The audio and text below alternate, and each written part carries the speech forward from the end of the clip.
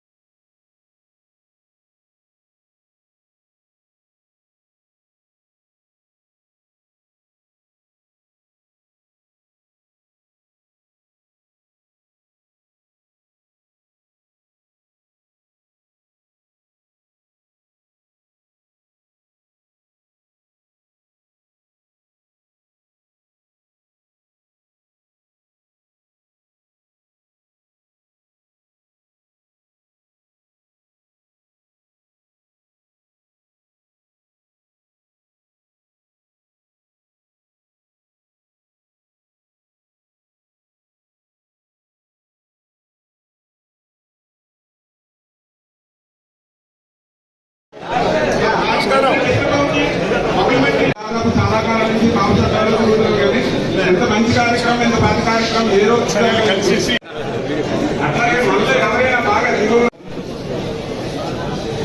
అట్లాగే ఇందులో చాలా మంది అండి 2014 నుంచి కూడా మనతో గత మాత్రము అర్థం చేసుకోగలగాలి.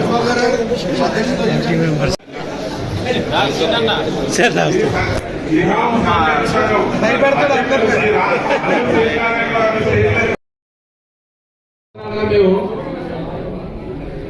ఆపులో ఎవరైతే పేద విద్యార్థులు ఉన్నారో అంటే మెరిట్ తెచ్చుకొని ఫీజులు కట్టుకోవడానికి అప్లై చేసి 10 సంవత్సరాల్లో కూడా వాళ్ళు ఆదుకోవడం జరిగింది.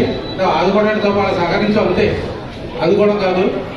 అలాగే బాగా పేదవాళ్ళు ఎవరైతే ఉన్నారో వాళ్ళ ఇంట్లో ఎవరన్నా సంపాదిస్తే ఓ 10 రోజుల పాటు వాళ్ళకి గ్రాసరీ కూడా ఇవ్వడం జరిగింది. అది కంటిన్యూ చేస్తున్నాం. మధ్యలో 3 సంవత్సరాలు కరోనా వల్ల మనం ఆగిపోయాం. ఇక వచ్చే సంవత్సరం నుంచి కూడా ఆ కార్యక్రమాలు కూడా మీకు కంటిన్యూ చేస్తామని తెలియజేస్తూ ఈ కార్యక్రమాన్ని మన రామిరెడ్డి బాబు గారు ఆ సంఘ గౌరవాధ్యక్షులు కోరుతున్నారు. మరి ఆహారాన్ని మీకు అంతా ఇచ్చేందుకు, అదేవిధంగా మంచి ఎన్నో కార్యక్రమం ఉన్నా అవన్నీ పోస్ట్పోన్ చేసి మన గురించి ఇక్కడ రావడం జరిగింది. అదేవిధంగా మరి ఎమ్మెల్యే గారు కూడా మన ఎన్నో కార్యక్రమం ఉన్నా వెంటనే మన గురించి వచ్చి ఇక్కడ రావడం జరిగింది. వారికి స్వాగతం పలుకుతూ, అదేవిధంగా ఇక్కడ విచ్చేసిన మన కాపు సోదరి సోదరులందరికీ స్వాగతం పలుకుతూ, మరి ముఖ్యంగా మేము పవన్ కళ్యాణ్ గారి పిలుపు మేరకు కాపు సంక్షేమ సంఘం మొట్టమొదటిగా ఉమారాముల కళ్యాణ మండపం కూటమికి సపోర్ట్గా మేము మద్దతు తెలిపి ఒక సభ పెట్టడం జరిగింది. ఆ సభలో మరి మేము అందరికీ చెప్పడం జరిగింది, ఈ కూటమి ఘన విజయం సాధిస్తుంది. సాధించిన తర్వాత మరి అందరినీ పిలిచి సన్మానం చేయాలని అనుకున్నాం. అదేవిధంగా మరి కూటమి గొప్ప విజయం సాధించింది. అదేవిధంగా మరి చాలా మంది ఇచ్చేసారు. ఈరోజు చాలా ఆనందం. మరి ముందుగా 2 విషయాలు ఏంటంటే, మేము పేద విద్యార్థులు చదివించామని చెప్పారు. పేద విద్యార్థులు చదివించాం, కాపులే కాదు అన్ని కులాల వారిని చదివించాము. మేము ఒక కాపు సంక్షేమం ఒకటే ఆ విధంగా అందరినీ చదివించడం జరిగింది. అదేవిధంగా ఎలక్షన్లో మరి అన్ని వార్డులో మా సంఘం వారు ఎక్కడ ₹1 కూడా ఆశించకుండా ఈ కూటమికి విజయం కోసం పనిచేయాలి. చాలా సంతోషం, అందరికీ కూడా కృతజ్ఞతలు తెలియపరుస్తూ, అదేవిధంగా మరి ముందుగా మంత్రి వారి దుర్గేష్ గారి వేదిక మీద రావాలని కోరుతున్నాం.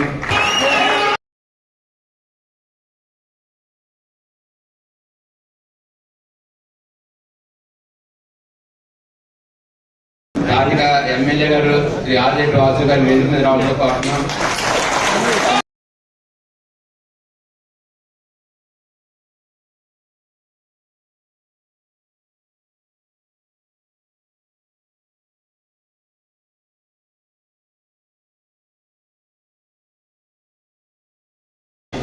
యాక్చువల్గా క్షణాల తర్వాత మా ఇంట్లో అంటే అన్నవరంకి వెళ్తున్నాం. ఈలో మన ఉద్యోగ సంఘం ఫోన్ చేసి దుర్గేష్ గారి సన్మానం తెలంగాణ అగ్రికల్చర్ ఉంటారంటే క్యాష్ పెయింది మళ్ళీ పెట్టుకోవడం తీసుకున్నాను. ఆ కార్యక్రమం పెట్టుకున్నాం అంటే చూసినట్టు ఉంటుందని వచ్చానండి. అందరికి కూడా ఈ కూటమి విజయానికి మీరందరూ ఎంతో కష్టపడ్డారు. ఇంటెలిజెన్స్ డిపార్ట్మెంట్ రిపోర్ట్లు కూడా 100కి 95% వన్ సైడ్ గా పడ్డాయండి అని చెప్పాను. చరిత్రలో ముందు ఉండదు. అది మీ యొక్క ఐకమనస్యం, మీ యొక్క పట్టుదల, మీ డెడికేషన్ చూపించారు. అదే విధంగా ముందుకెళ్ళి అక్కడికి పేద వర్గాలు కూడా రాజ్యాంగంగా ఉండాలని కోరుకుంటున్నాను. మా సభాపుల్లో దిగువ మధ్య తరగతి జనం ఎక్కువ. మీరు చూసుకోండి, సైకిళ్ళ మీద పళ్ళు అమ్మేవాళ్ళు కానీ, వినాయక చవితికి పూజా పత్రులు అమ్మేవాళ్ళు కానీ, బజార్లో ఈ రాజనగరం నుంచి అక్కడి నుంచి చుట్టుపక్కల ఓళ్ళ దగ్గర నుంచి అన్ని చోట్ల నుంచి కూడా ఇక్కడికి వచ్చి వ్యాపారం చేసిన వాళ్ళలో 80% 90% కాపు సోదరులు ఉంటారు, కాపు సోదరులు ఉంటారు. అబౌవ్ ఆర్థిక పరిస్థితులు ఉన్నవాళ్ళు తక్కువ, బిలో యావరేజ్ ఉన్న వాళ్ళు ఎక్కువ. మేము కొంచెం ఎవరికి వెళ్ళాలి, భవిష్యత్తు బాగుండాలి, బిడ్డలు భవిష్యత్తు బాగుండాలంటే మాకు చదువు కావాలి. చదివే రాజ్యాధికారం అనేది ఎప్పుడన్నా రావచ్చు, రాకపోవచ్చు. చదువు అనేది ఉంటే ఆ కుటుంబం అంతా కూడా ఒక అద్భుతమైన పరిస్థితి పెడుతుంది. అందువల్ల మాకు ఒక డ్రీమ్గా ఉండిపోయింది. ఎన్నో సంవత్సరాల నుంచి మా వాళ్ళు ఎంతోమంది మంత్రులు చేశారు, ఎమ్మెల్యేలు చేశారు, ఉప ముఖ్యమంత్రులు చేశారు, కానీ మాకు ఒక డ్రీమ్ ఉండిపోయింది రాజమండ్రిలో. అది గవర్నమెంట్ పాలసీ అయినా కూడా మేము సాధించుకోలేకపోయాం. అది మా తప్పే అనుకుంటాం తప్ప నాయకులు కాదు. మాకు ఒక కళ్యాణ మండపానికి ఒక 2 అంతస్తుల్లో కళ్యాణ మండపం, పైన డైనింగ్ హాల్, ఆ పైన 2 అంతస్తులు ఒక హాస్టల్, పేద పిల్లలు ఇక్కడ ఏమైనా ఎగ్జామ్స్ రాయడానికి కానీ, ఇక్కడ ఏమైనా సీట్ వస్తే చదువుకుని ఉండడానికి కానీ, వాళ్ళకి సహాయం చేయడానికి మాకు చాలా ఖచ్చితంగా అత్యవసరంగా ఒక 1000 గజాలు మీరు మాకు ఏ రకంగా చూసి దాన్ని మీరు ఏర్పాటు చేసి పెడితే, ఇవాళ మంచి కమిటీ, ఒక అద్భుతమైన నిజాయితీ అయిన కమిటీ ఇవాళ కాపు సంక్షేమ సంఘం ఉంది రాజమండ్రిలో. ఏ రకమైన సంఘాల తర్వాత ఒకే ఒక్క 20 రూపాయలు ఇస్తే 10 రూపాయలు ఇంకో 10 సంపాదించి 100 రూపాయలు కూడా ఖర్చు పెడతారు వీళ్ళు అనే దృష్టితో ఇవాళ రాజమండ్రి పెద్ద ఉన్నారు ఈ సంక్షేమ సంఘం మీద.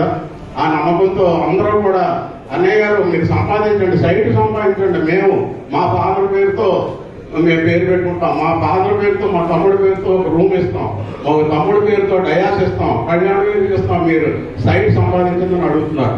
మీరు మా దాంట్లో పేద పిల్లలకి చదువుకి, ఒక పేదవాడు కళ్యాణం చేసుకోవడానికి, పేద పిల్లలు పైన హాస్టల్లో ఉండి చదువుకోవడానికి, కాంపిటేటివ్ ఎగ్జామ్స్కి సండే వస్తే ప్రతి సండే కాంపిటేటివ్ ఎగ్జామ్స్ జరుగుతున్నాయి. వాళ్ళు ముందు రోజు వస్తే ఆ రోజు వస్తే సెంటర్ ఎక్కడో తెలియదు, ముందు రోజు రావాలంటే ఎక్కడ ఉండాలో తెలియదు. ఇటువంటి వారికి సహకారం చేయడానికి మాకు ఒకే కోరిక, సింగిల్ ఏజెండా, మిమ్మల్ని ఒకే ఒక కోరిక కోరుతున్నాం, మాకు ఆ సైట్ ఇప్పించండి. ఎప్పుడూ మేము మర్చిపోం, మా జాగ్రత్త కూడా మిమ్మల్ని ఎప్పుడూ మర్చిపోం. ఇవాళ సర్వీస్ ఫస్ట్, వాళ్ళు పెట్టే మోటివే సర్వీస్. వాళ్ళు ఏ రోజైనా 25 సంవత్సరాల నుంచి అధికారం వాళ్ళ దొడ్లో కట్టేసుకున్నారు అని అంటే అది ఒడ్డే కాదు, ఓన్లీ సర్వీస్, మంచితనం, మంచి ఆలోచనలు. ఇవాళ దానికి తోడు మన దుర్గేష్ గారు కూడా మంత్రిగా చక్కని చాలా అద్భుతమైన వ్యక్తి, అయిన అద్భుతమైన వ్యక్తిత్వం. ఇవాళ రాజమండ్రిలో రూరల్ ఆయన సీట్ లేదనేటప్పుడు కొన్ని వేల కుటుంబాలు ఎంత బాధపడి అంత బాధపడ్డారు. దుర్గేష్ గారు సీట్ లేదు, కానీ దైవికంగా భగవంతుడు నిడదోలు పంపించి అద్భుతంగా గెలిపి మళ్ళీ వారికి ఒక మంత్రి పదవి ఎందుకు ఇచ్చారంటే అంతా మన మంచి, కానీ వారికి మంత్రి పదవి మనకు సైట్ ఏర్పాటు చేయడానికే వారికి మంత్రి పదవి ఇచ్చాం. పవన్ కళ్యాణ్ గారు కూడా నేనే చెప్పాను, సంక్షేమం తరపున కాపులందరూ కూడా మన మంత్రివర్యులు దుర్గేష్ గారికి, మా అబ్బాయి ఆదిరెడ్డి శ్రీనివాస్కి అభినందన సభ ఏర్పాటు చేయాలని నిర్ణయించుకోవడం చాలా అభినందనీయం. ఒక్క విషయం మనం చెప్పాలి, ఆ రోజున ఎలక్షన్ మనకు 13 జరుగుతుంది అనుకునేటప్పుడు 1వ తారీఖున ఆపు సంఘీయులందరూ కూడా ఈ మీటింగ్ పెట్టి మన కళ్యాణ మండపం, బొమ్మన కళ్యాణ మండపంలో చాంపేట పెట్టి మేము అందరం కూడా ఏకదాటిగా కూటమిని గెలిపిస్తాము అని చెప్పడం జరిగింది. అదే విధంగా ఏకదాటిగా కూటమిని గెలిపించడానికి మీరు 100కి 100 పాళ్ళు సహకరించడానికి సంశయం లేదు. ఆ రోజున పురంధరదేశ్ గారు వచ్చారు, దుర్గేష్ గారు వచ్చారు, మా అబ్బాయి వచ్చారు. మీరు ఈ ముగ్గురిని కూడా మంచి మెజారిటీతో గెలిపిస్తారని మేము ఆశించారు. నాకు ఒక నమ్మకం ఉంది, కాపులు మాట ఇస్తే మాట తప్పరు. అందుగురించే మా అబ్బాయికి 73,000 మెజార్టీ, 67% పోలైనా 73,000 మెజార్టీ ఇచ్చారంటే మీరందరూ కూడా ఏకదాటిగా ఇక్కడ ఓటు చేయించారన్న దాంట్లో ఎటువంటి సందేహం లేదు. మనం ఒక విషయం చెప్పుకోవాలి, గారు జైల్లో ఉన్నప్పుడు పవన్ కళ్యాణ్ గారు లోపలికి వెళ్ళి పరామర్శించి వచ్చి బయటకు వచ్చి ఇక నుంచి ఓట్లు సేలవు, మేమందరం కలిసి పనిచేస్తామని ఆ రోజున పవన్ కళ్యాణ్ గారు చెప్పారు. ఆ మాటకే పవన్ కళ్యాణ్ గారు పనిచేయడం కూడా జరిగింది. ఆ రోజు నాకు దుర్గేష్ గారికి నాకు ఎప్పటి నుంచో పరిచయం. నా భార్య మేయర్గా ఉన్నప్పుడు కూడా, పోటీ చేసినప్పుడు కూడా సహకరించిన వ్యక్తి కందుల దుర్గేష్ గారు. మాకిద్దరికి మంచి స్నేహం. ఆ రోజు నా సీటు రాదేమో అని అనుకుంటే నేను చాలా ఆయన ఏమో కానీ నేను చాలా బాధపడ్డాను. మంచి స్నేహితుడు, ఆయన సీటు రాకపోతే ఎట్లాగా అని అనుకుంటే అనుకోకుండా మనకు కానీ ఒక నమ్మకం ఉండేది.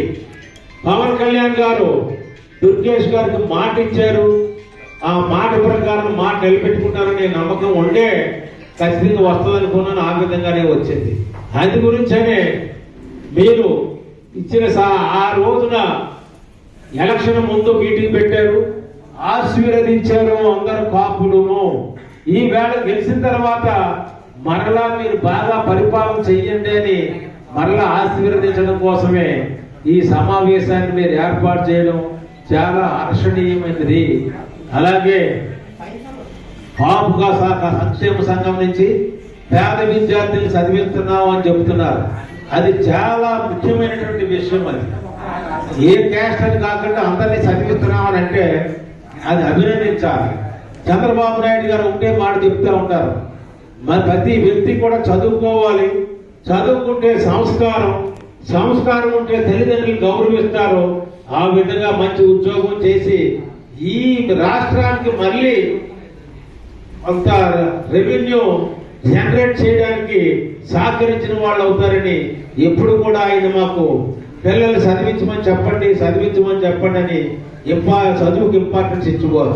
చదువు విషయంలో బాగా ఇంపార్టెన్స్ తీసుకొని ఆయన ఏ విధంగా పిల్లల్ని బాగా చదివించాలి, ఏ విధంగా విద్యావంతులు చేయాలని ఆలోచనతో ఆయన వెళ్తున్నారు. ఇంకా పవన్ కళ్యాణ్ గారు అయితే ఆయన అసలు వీళ్ళు గెలిచింది కొంచెం మెజార్టీ ఉండి వాళ్ళ లోపలికి వస్తే బాగుండేదని నేను చాలా ఆశించేవాడు. ఎందుకంటే పవన్ కళ్యాణ్ గారిని మాట్లాడిన మాటలు ఎవరు కూడా మర్చిపోలేదు. ఆయన దెబ్బ తీసేస్తాడేమో అనుకున్నాను, కానీ వాళ్ళు రావడానికి అవకాశం లేక ఆగిపోయారు. ఇంకా అందు గురించనే నేను చెప్పేది ఏంటంటే ఖచ్చితంగా మీరు ఏదైతే అడుగుతున్నారో ఆ రోజున పురంధరేశ్వరి గారు ఉన్నారు, మన మంత్రి గారు ఉన్నారు, మా అబ్బాయి శ్రీనివాస్ ఉన్నారు. ముగ్గురు కూడా మీరు ఆ రోజు సైట్ ఎడితే తప్పకుండా చేద్దాం అన్నారు. వీళ్ళు ముగ్గురు కూడా వీళ్ళ ముగ్గురిని ఇచ్చేదాకా నేను విసిగించేస్తూ ఉంటాను. తర్వాత చంద్రబాబు నాయుడు గారిని పట్టుకుని ఇచ్చే అడిగితే నా లోకల్ కదా మీరు చూడండి అంటారు మన మంత్రి గారు. మీరు లోకలే, మీరు నా లోకల్ కాదు. అందు గురించనే మీరు పురంధరేశ్వరి గారు మా అబ్బాయి ముగ్గురు కలిపి అన్న మాట నిలబెట్టుకుంటారనే నేను ఆశిస్తున్నాను. ముందు మనం జాంపేట కళ్యాణ మండపంలోని సమావేశం ఏర్పరచుకున్నాం. అప్పటికే జనసేన అధినేత పవన్ కళ్యాణ్ గారు పిలుపు ఇవ్వడం జరిగింది.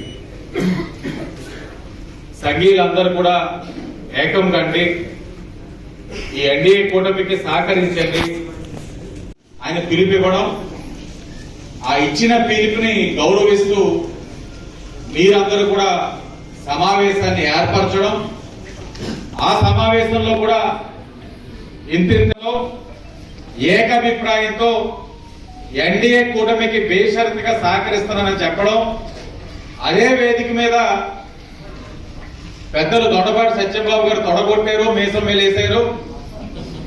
వృధా కాలేదు, ఎంత గట్టిగా తొడగొట్టామో అదే రీతిలో మీసం మెలేసే విధంగా ఎన్డీఏ కూటమి నెగ్గింది. ఎన్డీఏ కూటమికి కాపు కాసేరనడంలోనే ఏమాత్రం కూడా సందేహం లేదు. మీరందరూ కూడా సహకరించారు కాబట్టి ఇంతింత మెజార్టీతో మీ అందరూ కూడా బయటికి రావడం కూడా జరిగింది. సహకరించే అవసరం కూడా కనబడ్డది. కారణం, ఒక వ్యక్తి నిస్వార్థంగా ప్రజా శ్రేయస్సు కోసం, జాతి కోసం ఒక పార్టీని ఏర్పరచుకొని ప్రజాక్షేత్రంలో తిరుగుతూ అలుపెరగని పోరాటాలు చేస్తా ఉన్నారు. జగన్మోహన్ రెడ్డికి భయమో ఓరవలేని తనమో ఏదో విధంగా ఇబ్బందులు పెట్టాలని ఇబ్బందులు పెడుతూనే ఉన్నారు. చివరాఖరిగా రాజకీయంగా ఎవరైనా స్వార్థంతో ఆలోచిస్తారు. స్వార్థం ఎక్కడ, రాజకీయం ఎక్కడ ఉంటుంది అక్కడ స్వార్థం ఉంటది, లేదనడానికి ఏమీ లేదు. కానీ స్వార్థం మితిమీరితే రాజకీయ భూస్థాపితం అవుతుంది. కానీ తెలుగుదేశం పార్టీ అధినేత నారా చంద్రబాబు నాయుడు గారు అన్యాయంగా అరెస్ట్ అయ్యి జైల్లో ఉన్నప్పుడు ఆయన రావడం జరిగింది. ప్రత్యక్షంగా నేను అక్కడ ఉండేవాడిని. ఒక ములాఖాతు జరిగినా ఏది జరిగినా పర్యవేక్షించేవాడిని. పవన్ కళ్యాణ్ గారు వచ్చినప్పుడు కేవలం ములాఖాతుకి వెళ్తున్నారన్నదే సమాచారం. చివరాఖరికి బాలకృష్ణ గారికి, ఆయనతో పాటు వెళ్ళిన లోకేష్ గారికి కూడా తెలియదు.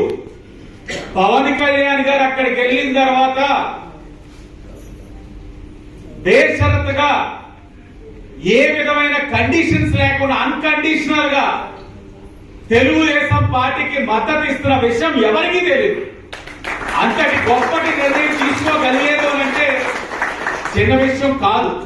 నాయకులకి అర్థం కాల పవన్ కళ్యాణ్ గారు ఏంటి నిర్ణయం తీసుకున్నారు, ఏంటిది సంప్రదించలేదని కొంతమంది మేధావులు, ఎందుకు వారితోటి మనం ఒత్తాసు పలకాలని ఇంకొంతమంది మేధావులు. ఈ రోజు ఆ మేధావులందరికీ ఒకటే తెలియజేస్తున్నాను, ఆంధ్రప్రదేశ్ లో తెలుగువాడు అన్నవాడు గర్వంగా కాలర్ ఎగరేసుకొని వెళ్ళగలుగుతున్నారంటే పవన్ కళ్యాణ్ గారు వాళ్ళు. చూడండి, తీసుకున్న సీట్లలోనే త్యాగం చేసుకుంటూ వచ్చారు. ఓ పక్కన బీజేపీ వారితో కలుసుకుంటూ ముందుకెళ్తా ఉన్నారు, త్యాగం చేశారు. ఇంకో పక్కన టీడీపీ వారి కోసం త్యాగం చేశారు. త్యాగం చేస్తే మరలా వచ్చేసరి ఈ మేధావులు సోకాలు తాకట్టు పెట్టేస్తావా, నువ్వు ఏంటి మనం వెళ్ళి వాళ్ళు మోచేతి నీళ్లు తాగాలా అని చెప్పి అనేక విమర్శలు చేశారు. అన్నింటికి ఒక చిరునవ్వుతోటైనా విమర్శే కదా, రాళ్లే కదా ఇస్రింది అని అన్నారు. ఆ రాళ్ళని ఈ రోజు పువ్వుల కింద మలుచుకొని నడుస్తా ఉన్నారు. ఎవరికి వారు తగ్గించుకున్నవాడు హెచ్చింపబడతాడన్న విధంగా ఆయన చేసిన త్యాగం వల్ల ఈ రోజున బీజేపీ వారు ఈ రోజున మనకి సహకరిస్తా ఉన్నారు. ఈ రోజు తెలుగుదేశం అధికారంలోకి వచ్చి ఈ రోజున సుపరిపాలన చంద్రబాబు నాయుడు గారు అందిస్తా ఉన్నారు. ముగ్గురు ఒక మాటతోటి సమిష్టిగా ఈ రోజు తెలుగు జాతిని, తెలుగు రాష్ట్రాన్ని ముందుకు తీసుకెళ్తా ఉన్నారు. ఎన్ని ఇబ్బందులు పెట్టారు వీళ్ళు వైసీపీ వారు. ఈ రోజు ఆ పార్టీ వారు ఉండొచ్చు ఇక్కడ, మీరు తప్పుగా భావించవద్దు. ఆ పార్టీలో ఉన్నవారు కొంతమంది అన్నారు, కాపులంటే మీ కాపు సంక్షేమ సంఘమేనా, తెలుగుదేశం బీజేపీ జనసేనలో ఉన్నవారేనా కాపులు అని చెప్పి ప్రశ్నించారు. అయ్యా, మీ ప్రశ్న సరైనదే, కానీ ఆత్మ పరిశీలన చేసుకోండి. మీరు జెండా మోసుండొచ్చేమో కానీ మీ ఇంట్లో ఆడవారు కూడా ఎన్డీఏ కూటమికే ఓటేశారు అన్నది నా కాలంలో ఆలోచన వేసి ఉండొచ్చు. కారణం 10 సంవత్సరాలుగా మన బిడ్డ ఈ రోజు రోడ్ల మీద తిరుగుతా ఉన్నాడు, పోరాడుతా ఉన్నాడు.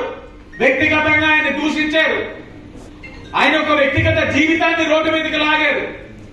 ఇన్ని చేసినా రాష్ట్రం కోసం, రాష్ట్ర శ్రేయస్సు కోసం తగ్గున్నాడే. అలాంటి వ్యక్తిని కాపాడుకోకపోతే ఈ జాతినే మనం ఎవరూ కాపాడలేమన్న ఆలోచన వచ్చింది. కాబట్టి ఇళ్లలో ఉన్న మహిళలు, పిల్లవారు అందరూ కూడా ఈరోజు ముందుకు వచ్చారు, ఐక్యతని చాటారు. తప్పకుండా నేను చెప్తా ఉన్నాను, రాబోయే రోజుల్లో కాపు జాతికి మంచి రోజులు రాబోతా ఉన్నాయి. పవన్ కళ్యాణ్ గారు ఆ దారి చూపించబోతా ఉన్నారు. రాజకీయంగా అంటారా, ఈరోజు మేము మాట్లాడుతా ఉన్నప్పుడు దుర్గేష్ గారు కానీ నేను కానీ మాకు అందరూ కావాలి, అందరూ సరి సమానమే, అందరూ ఓట్లేస్తేనే గెలిచాం. కానీ మాకు లోపల తెలుసు ఎవరు సహకరించారు, ఎవరు కోర్టులు పొడిచారు, ఎవరు కట్టప్పలు అన్ని తెలుసు. కానీ రాజకీయంగా ఉన్నప్పుడు ఒక వేదిక మీద చిరునవ్వుతో ముందుకెళ్ళడం అన్నది రాజకీయ నాయకుడి లక్షణం. ఇక్కడ రాజకీయ ఒత్తిడులు ఉన్నారు. అప్పారావు గారు కానీ దుర్గేష్ గారు కానీ చాలా సీనియారిటీ కలిగిన వారు. కానీ యువకులుగా మేము నేర్చుకుంటా ఉన్నాం, అన్ని అలవాటు చేసుకుంటా ఉన్నాం. ఈ రోజు ఒక్కటే హామీ ఇస్తా ఉన్నాం, ఈ రోజు మా కుటుంబాన్ని అన్ని విధాలుగా ఆదరిస్తా ఉన్నారు. నా తల్లి ఆదిరెడ్డి వీర రాఘవ గారిని మేయర్గా అవకాశం కల్పించారు. అంతటి గాలిలో కూడా ఆనాడు రాజశేఖర రెడ్డి గారు స్వర్గీయ మాజీ ముఖ్యమంత్రి రాజశేఖర రెడ్డి గారు హవా నడుస్తా ఉన్నప్పుడు కూడా ఇక్కడ ఈ రోజు ఆనాడు తెలుగుదేశం పార్టీ మేయర్ స్థానం కైవసం చేసుకున్నాం. తదుపరి నా తండ్రి ఆదిరెడ్డి అప్పారావు గారికి ఎమ్మెల్సీగా సేవ అందించే అవకాశం కల్పించారు. నా భార్య ఆదిరెడ్డి భవానీకి కూడా ఎమ్మెల్యేగా అవకాశం కల్పించారు. ఆవిడ 30,000 మెజార్టీ వచ్చింది. రాజమండ్రి ప్రజలు చాలా ఛాలెంజ్ ఇస్తారు మాకు. నేను అనేవాడిని, శ్రీనన్న నవ్వుతూ ఉన్నాడు, అనేవాడిని అన్నా 30,000 తగ్గిందంటే గెలిచినా కూడా మొదలెడతారు పేటీఎం కాదు అందరూ కూడా, నువ్వు నెగ్గావు కానీ మీ ఆవిడ తక్కువ వచ్చిందని మొదలెడతారు చూసుకోండి అన్నా బాబు అని చెప్పి అదే పని మీద చెప్పేవాడిని. ఇక్కడ కనబడ్డారు విజయలక్ష్మి గారు, అనేవాడిని అమ్మా మహిళ పక్షపాతిగా మాత్రం వెళ్ళకండి అమ్మా, మగవాడిని ఇబ్బంది పెట్టకండి అమ్మా, మంచి మెజార్టీ తండి అన్నాం.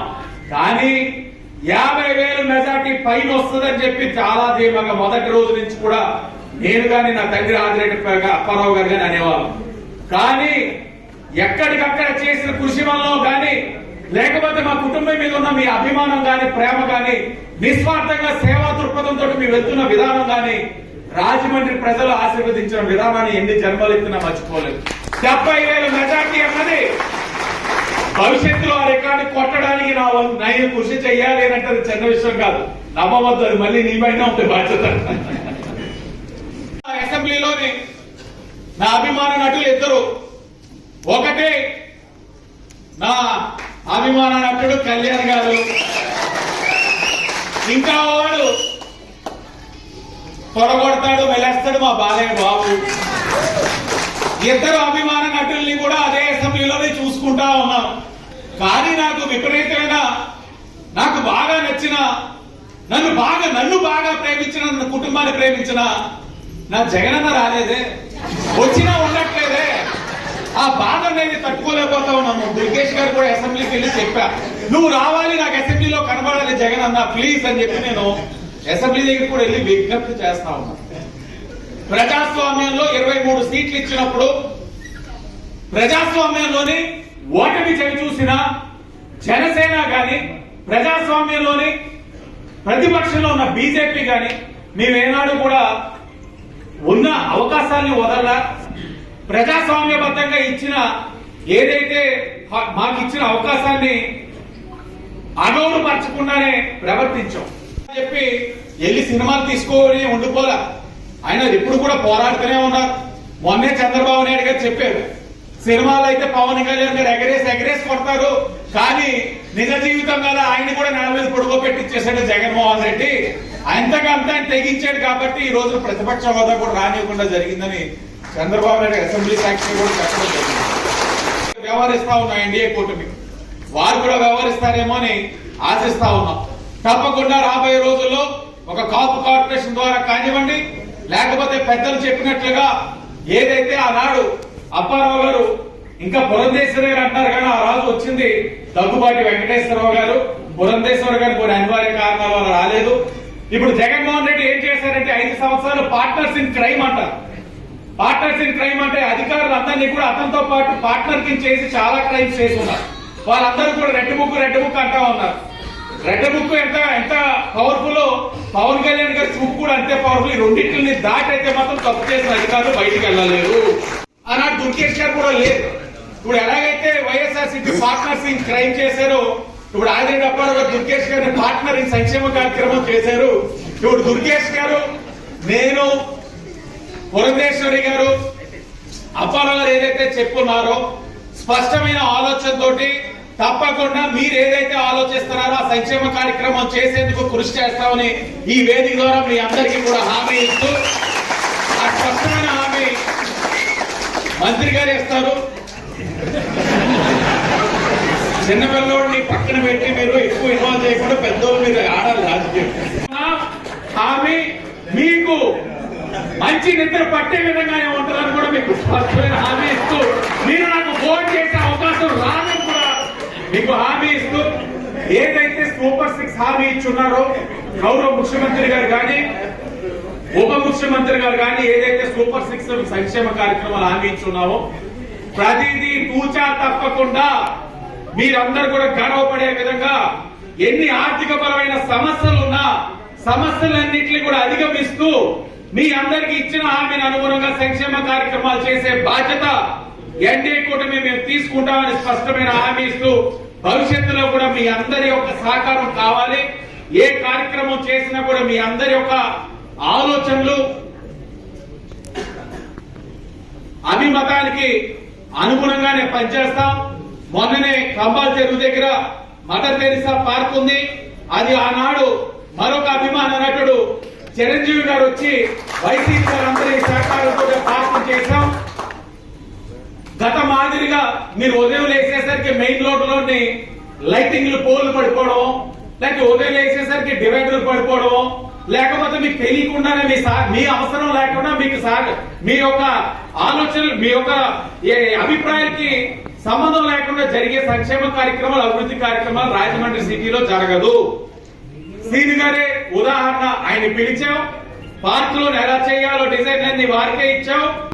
చిరంజీవి పవన్ కళ్యాణ్ ఫ్యాన్స్ వారి అభిప్రాయం తెలియచేయమన్నాం, వాళ్ళే నిర్ణయించుకున్నారు. కార్యక్రమం వాళ్ళకి అనుగుణంగా జరుగుతా ఉంది. అల్లూరు సీతారామరాజు గారి విగ్రహం గాని మదర్ తెరిసా గారి విగ్రహం గాని ఎక్కడ పెట్టాలో చూసాం. శ్రీని గారు హామీ ఇచ్చారు, గౌరవ చిరంజీవి గారు కూడా తీసుకొస్తారని చెప్పి హామీ ఇచ్చారు. అలాగే పోలవరాన్ని కూడా పూర్తి చేసే బాధ్యత ఎన్డీఏ కూటమి మేము తీసుకుంటున్నాం. కేంద్రం మొన్ననే చెప్పింది, నిర్మలా సీతారామన్ గారు స్పష్టంగా తెలియజేశారు, ఇది కేంద్ర ప్రాజెక్టు, ప్రతి రూపాయి కేంద్రం ఇస్తాది, పూర్తి చేస్తాదని కూడా బీజేపీ వారు స్పష్టమైన హామీ ఇస్తున్నారు. 15,000 కోట్లు ఇచ్చారు. నమ్మవద్దు, ఇది గ్రాంట్ అప్పు కాదు. ఆంధ్రప్రదేశ్ రాష్ట్రం 15,000 కోట్లు కట్టవలసిన అవసరం లేదని కూడా మీకు ఈ వేదిక ద్వారా తెలియజేస్తూ, రాబోయే రోజులు ఇంకా వెనుకబడిన 8 జిల్లాలకు కూడా సహకారం అందిస్తా ఉన్నారు. ఇంకా అనేకమైన కార్యక్రమాలు వస్తాయి. అవన్నీ చేసే బాధ్యత మేమందరం కూడా తీసుకుంటూ, పుష్కరాలు కూడా సమీపిస్తా ఉన్నాయి. 2027లో మీ యొక్క సంక్షేమ సంఘం ద్వారా మీ అందరి యొక్క సహకారం కూడా పుష్కరాలకి కావాలి. ఏదైనా ఘాటు తీసేసుకొని అక్కడ మీరు ఎన్ని డెవలప్మెంట్ కార్యక్రమాలు చేస్తారనో కూడా కాపు సంక్షేమ సంఘం వారికి ఒక కార్యక్రమం ఇచ్చామని కూడా తెలిసే విధంగా మీ కమిటీ సభ్యులకు, విచ్చేసిన సంఘీయులకు, మీడియా వారికి, అలాగే అందరికీ కూడా పేరు పేరున నమస్కారాలు తెలియజేసుకుంటూ అందరికీ ధన్యవాదాలు. మాట ఇస్తే మాట కట్టుబడి ఉంటది, నిలబడతాది. ఆ మాట కట్టుబడతాది, నిలబడతాది. కాబట్టి 2019లో ఎమ్మెల్యే అవ్వాల్సి ఇప్పుడు అయ్యాను. వెనకడుగు వేసే ప్రసక్తే ఉండదు. ఎంతటి అవసరం వచ్చినా ముందుకెళ్తాం. మీకు ఇచ్చిన హామీ నెరవేరుస్తాం. ఆ హామీని దుర్గేష్ గారి నోటి మీద నేను హంస చూపిస్తాను. సభ్యునిగా మీదుమిక్కిలి రాష్ట్ర కేబినెట్ మంత్రిగా మీ ముందు నిలబడి మాట్లాడే అవకాశం కల్పించినటువంటి కొణిదెల కొదమ సింహం పవన్ కళ్యాణ్ గారికి ప్రత్యేకమైనటువంటి ధన్యవాదాలు, నమస్సుమాంజలి తెలియజేస్తా ఉన్నాను.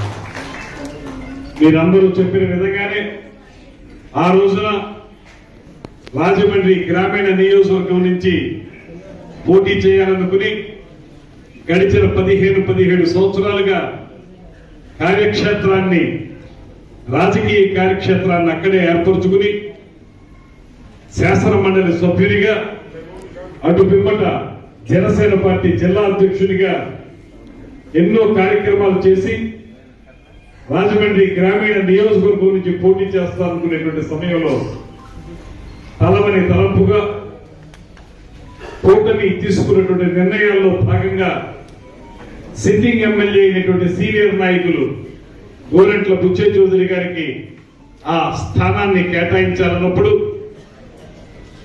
కొంత మనందరం కూడా ఇబ్బంది పడినటువంటి మాట వాస్తవం. ఇక్కడ ఉన్నవారు చాలా మంది మనకి సీట్లు లేదేమో అనుకునేటువంటి ఆలోచన చేసినప్పుడు, అదేవిధంగా జనసేన పార్టీ అక్కడ పోటీ చేయాలని ఆలోచన చేసిన మీలో చాలా మంది మనకు సీటు ఎందుకు రావడం లేదనేటువంటి మీమాంసలో పడిన సందర్భంలో పవన్ కళ్యాణ్ గారు నిడదవోలు నియోజకవర్గానికి వెళ్లి అక్కడ పోటీ చేయండి అనేటువంటి మాట చెప్పినప్పుడు కొంత సంశయించినటువంటి మాట వాస్తవం. వెళితే అక్కడ ఏ రకంగా ఉంటుంది అంతిమ తీర్పు అనేటువంటి విషయం మనకి స్పష్టత లేనటువంటి నేపథ్యంలో వెళ్ళడానికి సంకోచిస్తున్నప్పుడు మళ్ళీ పవన్ కళ్యాణ్ గారు పిలిచి వెళ్ళు, ఖచ్చితంగా నెగ్గుతాను అనేటువంటి మాట ధైర్యాన్ని నాకు ఇచ్చినటువంటి సందర్భాన్ని గుర్తు చేస్తున్నాను. అక్కడికి వెళితే శాసనసభ్యునిగా మాత్రమే కాదు, ఇప్పటి వరకు నిడదవోలు నియోజకవర్గంలో ఎవరికి రానంత మెజార్టీ ఇచ్చి, అంతేకాకుండా నెగ్గిన తర్వాత మంత్రిగా కూడా అవకాశం కల్పించడానికి దోహదం చేసినటువంటి నిడదవోలు నియోజకవర్గం ప్రజానికి అందరికీ కూడా శిరస్సు వచ్చి నమస్కారాన్ని తెలియజేస్తా ఉన్నాను. ఇక్కడ చాలా మంది పట్టణంలో ఉన్నవారు కానీ గ్రామీణ నియోజకవర్గంలో ఉన్నవారు కానీ చాలా మంది ఇక్కడ వాసు గారి విజయం గురించి, అదేవిధంగా గోరెట్ల బుచ్చే చౌదరి గారి విజయం గురించి పాటుపడుతూనే మరో పక్కన కొంత సమయాన్ని నాకు కూడా కేటాయించి నా గెలుపులో కీలక పాత్ర పోషించినటువంటి రాజమండ్రి రూరల్, రాజమండ్రి అర్బన్ నియోజకవర్గాల కాపు సోదరులందరికీ కూడా, సోదరిమణులందరికీ కూడా నమస్సుమాన్యం తెలియజేస్తా ఉన్నాను. ఇవాళ మీరందరూ మొన్న జరిగినటువంటి ఎన్నికల్ని పరిశీలిస్తే ఒకే ఒక్క మాట, రాష్ట్ర వ్యాప్తంగా, కేవలం రాష్ట్ర వ్యాప్తంగా మాత్రమే కాదు దేశవ్యాప్తంగానే వినబడినటువంటి ప్రధానమైన పేరు కొణిదెల పవన్ కళ్యాణ్ అనేటువంటి పేరు. కారణం ఏంటంటే ఒక దుర్మార్గమైనటువంటి ప్రభుత్వం గడిచిన 5 సంవత్సరాల కాలంలో ఈ రాష్ట్రాన్ని చిన్న భిన్నం చేసినటువంటి సందర్భంలో ఒక కూటమిగా ఏర్పడి ప్రజాస్వామ్య శక్తులన్నీ కూడా ఏకమై పోరాడితేనే విజయం సాధించగలుగుతాం అనేటువంటి మాట ప్రజలందరూ నమ్ముతున్నటువంటి తరుణంలో దానికి నడుం బిగించే వాళ్ళు ఎవరు దీన్ని కలుపుతారు, ఎవరు సమైక్యపరుస్తారు, ఎవరు దీన్ని ఉద్యమ రూపంలో ముందుకు తీసుకెళ్తారనేటువంటి ఆలోచన అందరూ చేస్తున్న సమయంలో నేనున్నానంటూ ముందుకొచ్చినటువంటి వ్యక్తి పవన్ కళ్యాణ్ గారు. వాక్యం చాలా సందర్భాల్లో ఆయనే చెప్పాడు మాకు, ఎవరు తనను తాను తగ్గించుకుంటారో వారు దేవుని దృష్టిలో హెచ్చింపబడతారనేటువంటి మాట ఏదైతే ఉందో ఆ మాటని నమ్మి కూటమి కలపటానికి రాబోయే ఎన్నికల్లో కూటమి తరపున పోరాటం చేసి విజయం సాధించడానికి అవసరమైనటువంటి సోపానం ఏర్పాటు చేసినటువంటి నాయకుడు పవన్ కళ్యాణ్ గారు అనేటువంటి మాట మీకు మరొకసారి మనవి చేస్తాను. నాయకులు చేసేటువంటి పని కాదు. ఖచ్చితంగా నేనైతే నమ్ముతున్నాను, సిసలైనటువంటి రాజకీయ పరిణితి ఉన్నటువంటి నాయకుడు మాత్రమే చేయగలడు. ఇవాళ అలాంటి పరిణితి సాధించినటువంటి నాయకుడు పవన్ కళ్యాణ్ గారు అనేటువంటి మాటను కూడా మీకు మనం చేస్తాం.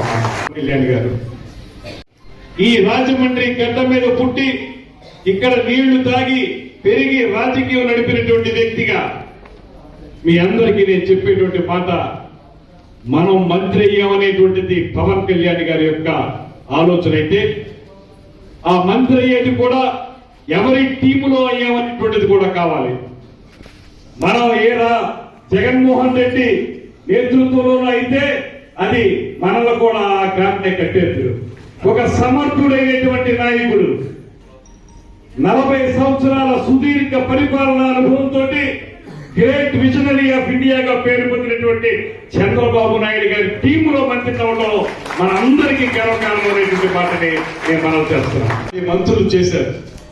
ఇలాంటి కీలక సమయంలో మంత్రిగా రావటం, అందులోనూ ముఖ్యంగా ఏదైతే రాజమండ్రి పరిసర ప్రాంతాలు, తూర్పు గోదావరి జిల్లా, నేను నిడదవోలు కూడా కలుపుకునే చెప్తున్నాను, తూర్పు గోదావరి జిల్లాలోనే ఉంది నిడదవోలు. ఈ తర్వాత దాంట్లో నిర్మాణం అనేటువంటిది వదాన్యుల యొక్క విధానశీలత్వం మీద ఆధారపడి ఉంటుంది. అది చేసుకోవచ్చు. స్థలం సేకరించాలి. దయచేసి మీరు ఫాలో అప్ చేయండి. నేను ఒక్కటే మనవి చేస్తాను, ఎక్కడైతే మనకి అవైలబుల్ గవర్నమెంట్ ల్యాండ్ ఉందో మీరు చెప్పిన 1000 గజాలు, దాన్ని ఒక రకంగా ఎంపిక చేసుకుని అది ఎక్కడుందో తెలుసుకుని దాని యొక్క పూర్వఫలాలు, దాన్ని ఏ మేరకు మనం తీసుకోగలుగుతాం అనేటువంటి చెప్తే తప్పనిసరిగా చేసి పెడతామనేటువంటి మాట పురంధేశ్వరి గారు చెప్పారు. అదే మాట నేను చెప్తున్నాను, అదే మాట వాసు కూడా చెప్తారు. మేమందరం కలిసి మీరు కోరిన కోరికను తప్పనిసరిగా మేము తీరుస్తామనేటువంటి మాటని మనం చేస్తున్నాం. వేరే చోట్ల కూడా వేరే కులాలకు కూడా ఈ రకమైనటువంటి ఆలోచన ఉంటుంది. అవి కూడా సానుకూలపరచాల్సిన బాధ్యత అధికారంలో ఉన్నటువంటి ప్రభుత్వం మీద ఉంటుంది. దాన్ని తప్పనిసరిగా సానుకూలపరుస్తూ ముందుగా మీకు మాత్రం నేను మనవి చేసేది, ఎక్కడ మనకి సానుకూలంగా ఉండేటువంటి ప్రదేశం ఉందో చూస్తే దాన్ని సాధించుకోవడానికి మేమందరం కలిసి సమైక్యంగా కృషి చేస్తామనేటువంటి మాటని, ఖచ్చితంగా మీరు అనుకున్నటువంటి పాయింట్ ని సాధించి పెడతామనేటువంటి మాటను కూడా మీకు మనవి చేస్తా ఉన్నాను.